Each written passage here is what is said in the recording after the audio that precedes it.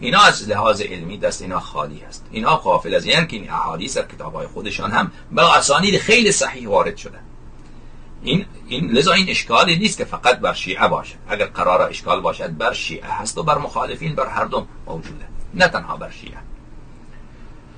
چون این احادیث و این روایات در کتاب‌های خود اینها موجوده و من بنا دارم که بینندگان محترم این مطلب را با خیلی اختصار خدمت شما به عرض برسانم، نه با تفصیل.